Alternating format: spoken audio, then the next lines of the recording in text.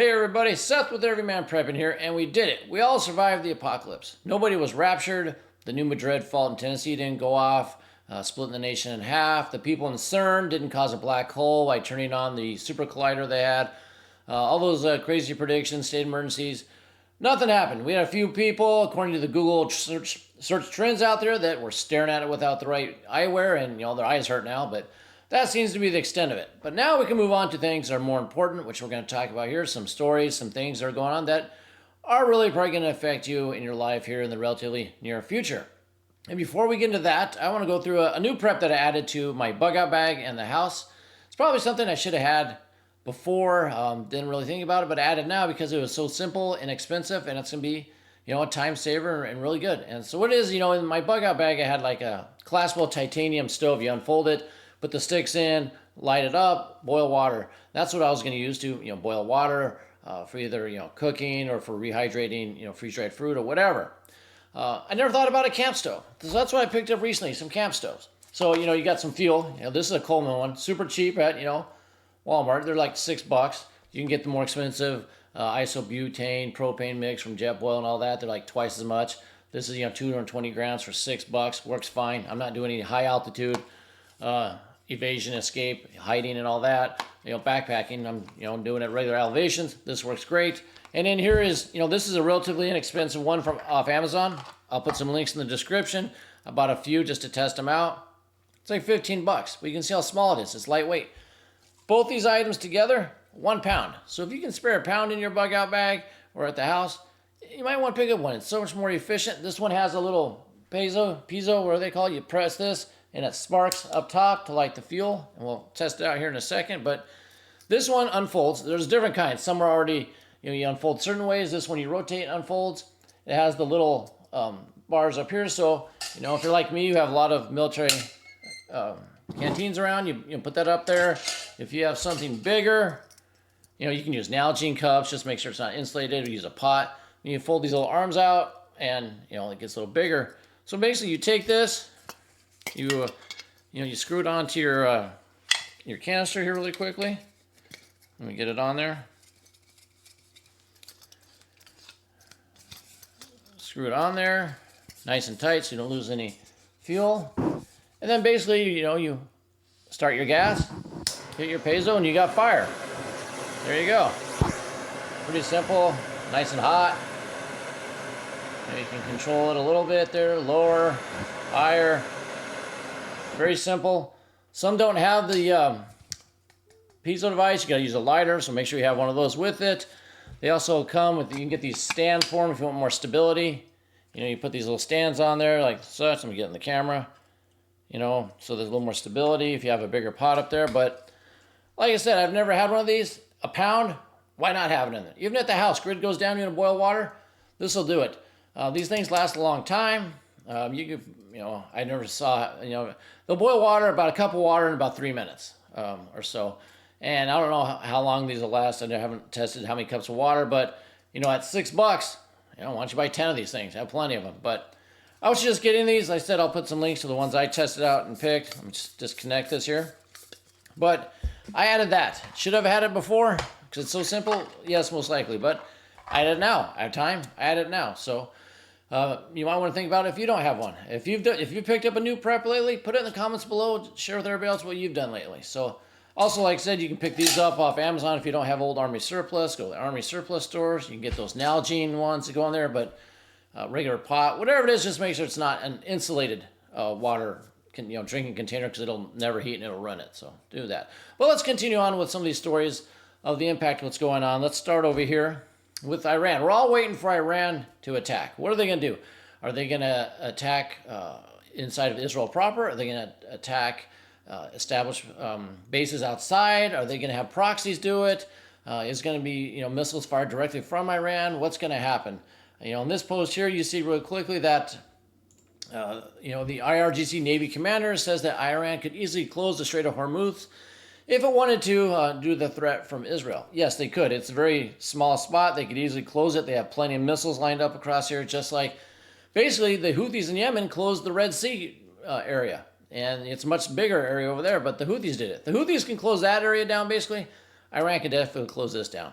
Would it cause huge spikes in oil and commerce and everything else? Yes. World economy get crashed? Yes, it would.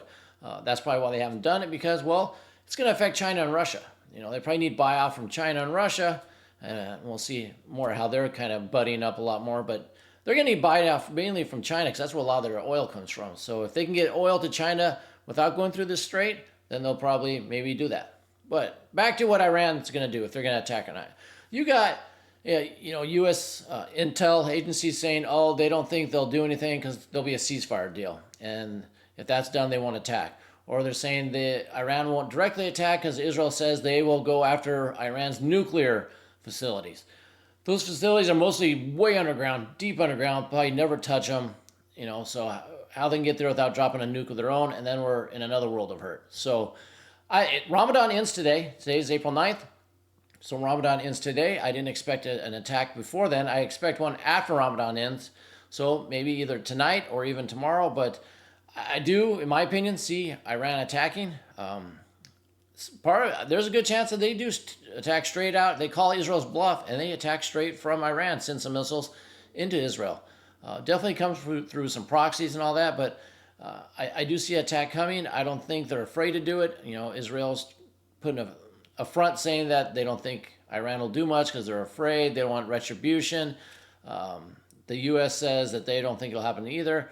I don't know. They flip-flop so much. My opinion is Iran's going to do something. They have to. They have to for their people, for the rest of the Middle East, for the Muslims that support them. They gotta, if they lose 7 generals, 4 top generals or 3 or 4 top generals, 4 other high-ranking officers, if they don't do anything back at all, well, that's going to cause a weakness in Iran. They're not going to do that. So something's going to come. Ramadan ending, probably going to happen soon, within the next few days.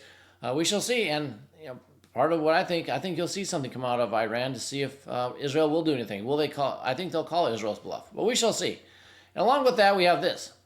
There's a nuclear physicist, Professor Aamiri. He says that if the supreme leader of Iran changes his mind tomorrow about getting nuclear weapons, we have all the technology to make it happen. Well, this means to me that they already have nukes. I've said that for a while. I think they already have one.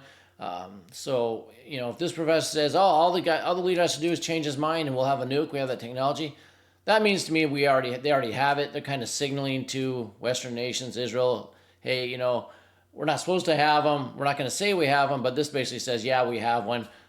Just try us, basically. Come at me, bro. That's what they're saying. So we have that to deal with. So that's what's going on there. Next couple of days, let's keep an eye out for what's going to go on over there. And along with that, we got Lloyd Austin, the Pentagon, coming out and saying at a hearing with the Senate that there is no evidence to suggest that genocide has occurred from the Israelis in the Gaza Strip. I'm sure you've seen all the devastated, blown out buildings, residential areas. I'll let you come to your own conclusion, your own thoughts of what you think, if it's genocide or not. But the U.S. stance, no genocide. Well, you know how that's going to play in the Muslim world over in Iran and Palestine, how that's going to play with all that. So I think how they're going to react to the U.S. saying there's no genocide. Israel's good to do what we're doing, total support. Iran's already said that, it's the United States' fault that Israel bombed their general. So, we got to look out here at home and, for the soldiers overseas, there could be retribution coming that way as well. Next few days, we're going to find out, I believe. All right, continuing on with that, we have this. Russia and China will unite the global South against the West. So you got, Russia and China saying, we're building our allies over here, and we're going to unite against the United States, the UK, the EU, and all that. It says here, Russia and China have pledged to deepen their growing alliance and their shared opposition to what they describe as the U.S. attempt to dominate the world order.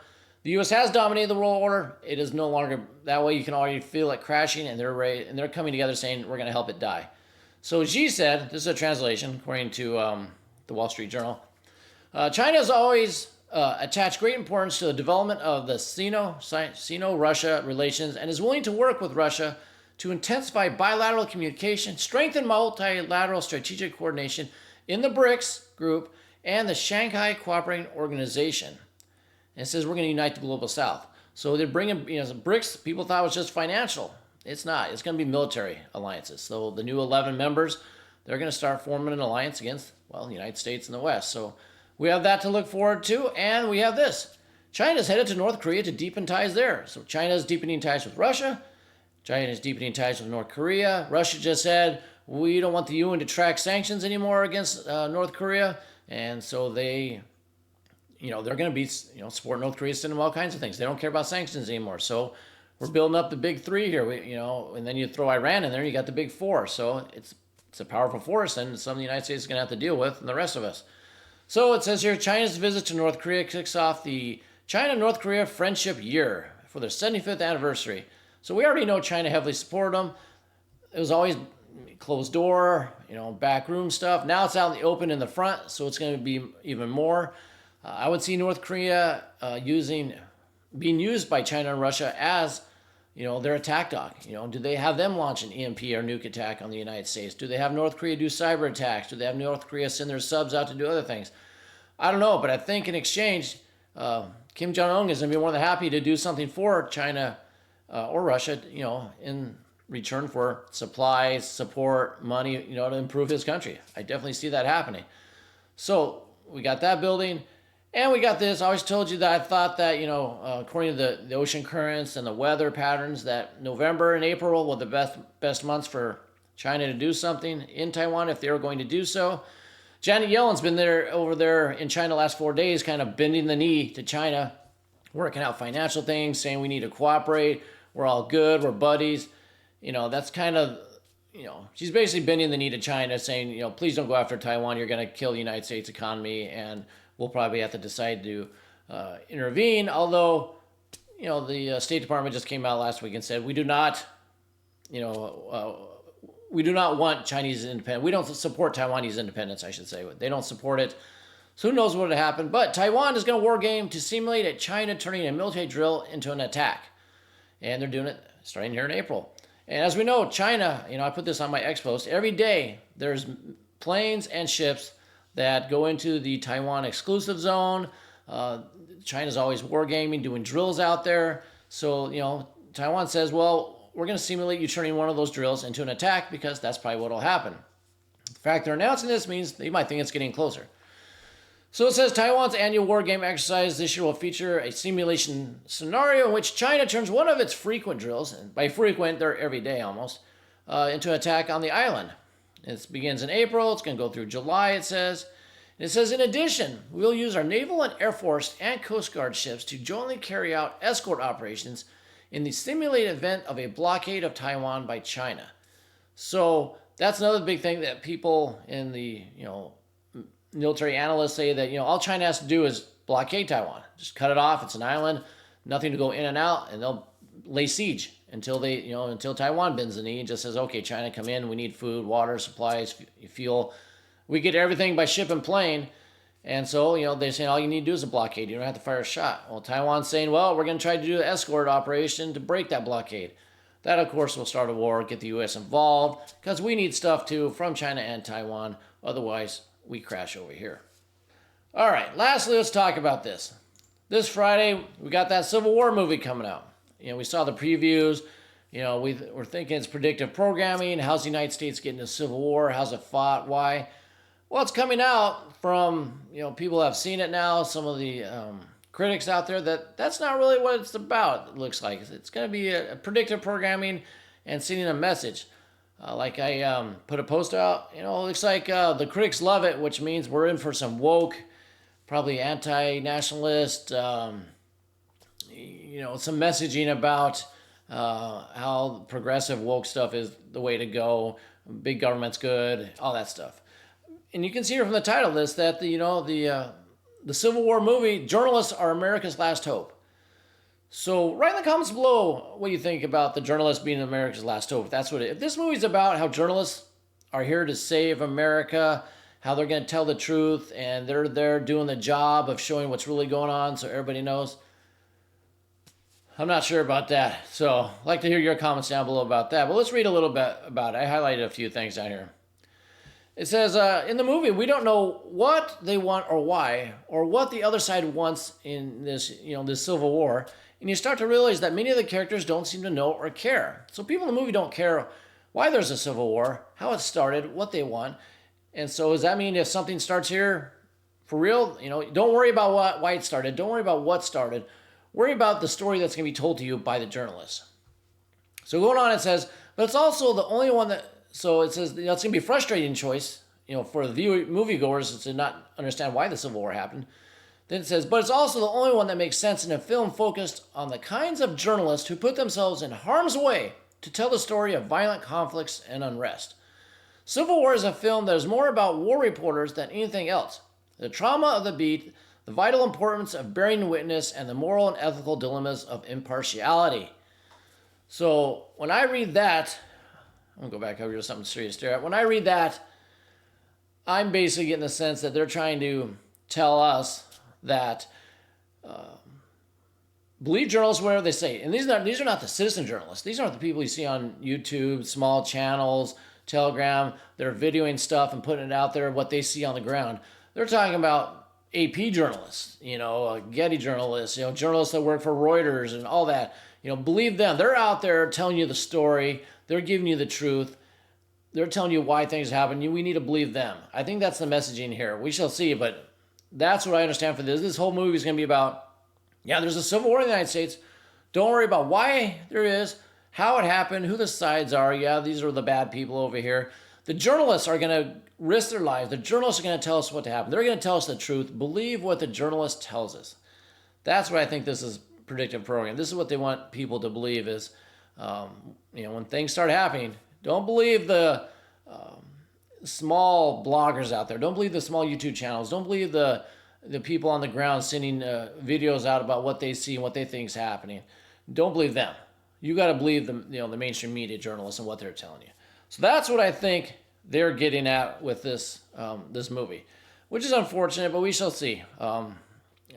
When it comes out, I'll see it at some point.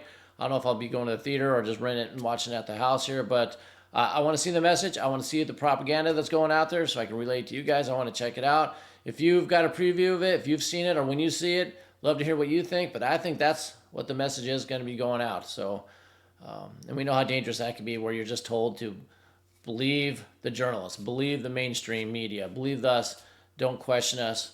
So that can lead to very dangerous things. That's all I have. Would love to hear your comments below. At the same time, hit that like, share, comment, all that good stuff. And until next time, keep your ear to the ground and head on a swivel.